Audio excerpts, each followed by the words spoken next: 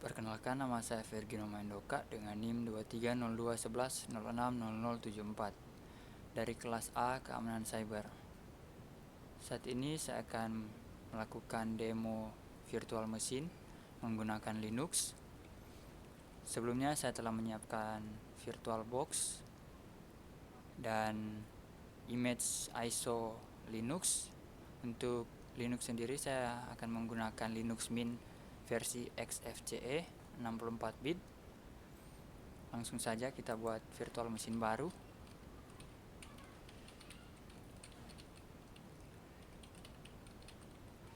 Dengan nama saya. Pilih ISO image yang sudah saya siapkan sebelumnya.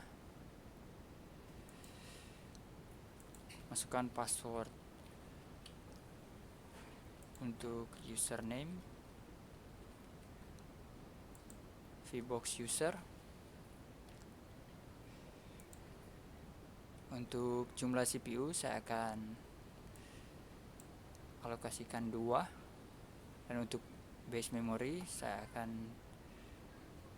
membiarkan nilai default yang digunakan.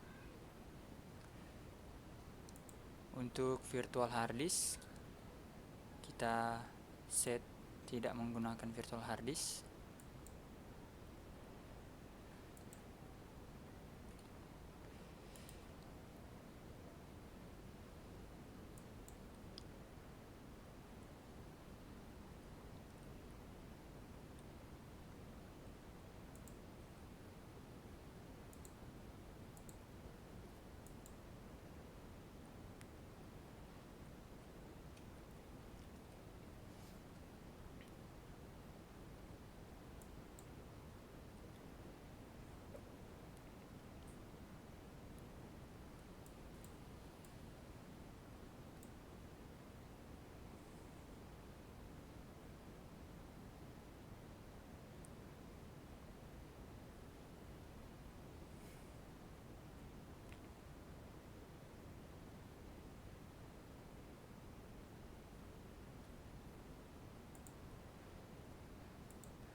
Di sini sudah berhasil membuka virtual machine Linux Mint.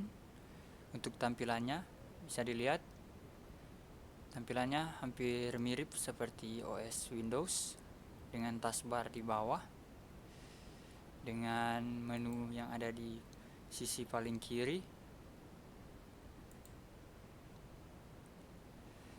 Ada opsi-opsi seperti Firefox, terminal, dan file manager. Di sini file manajernya digunakan Tunar dengan fungsi yang hampir sama seperti file explorer yang ada di Windows, tapi lebih ringan. Di sisi sebelah kanan ada notifikasi, Ethernet, dan sound serta tanggal. Untuk desktopnya kita bisa atur sesuai keinginan, misalnya wallpaper yang sudah terinstall di dalam Linux Mint. Ada menu dan icon, kita bisa setting custom sesuai keinginan. Di dalam menu Linux Mint terdapat aplikasi-aplikasi,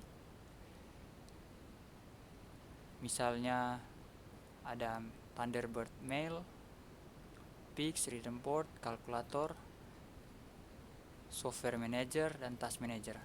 Task manager ini mirip seperti yang ada di Windows, tempat melihat proses-proses yang berjalan di latar belakang dan aplikasi-aplikasi yang sedang dipakai.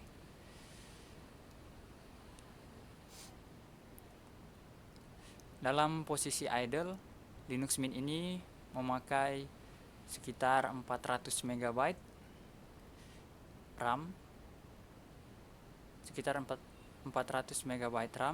dibandingkan dengan operating system Windows yang menggunakan sekitaran 1-2 GB dalam keadaan idle. Di sini kalau kita membuka aplikasi akan terlihat penggunaan CPU dan memorinya.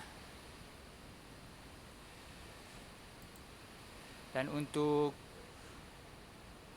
terminal bisa diakses dari interface seperti ini, ataupun bisa menggunakan keyboard shortcut seperti Ctrl Alt T. Kita bisa menggunakan komen-komen yang ada di Linux pada umumnya seperti neofetch,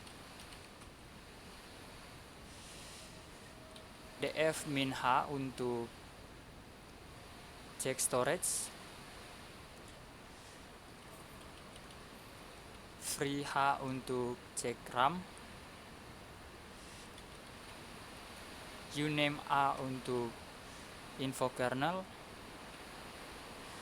dan update sistem seperti sudo apt update.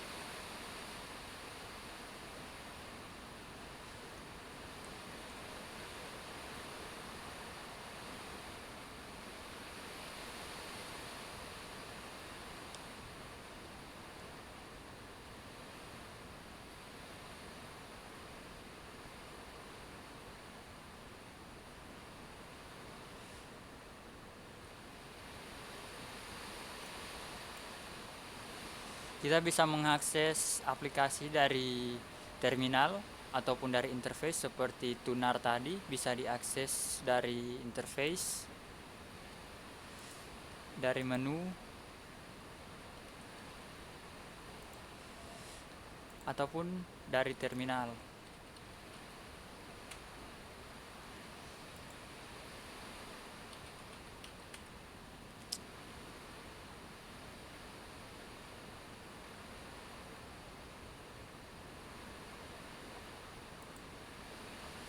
Untuk install aplikasi sendiri, kita bisa menginstal dari software manager yang sudah tersedia berbagai macam software yang support dalam Linux.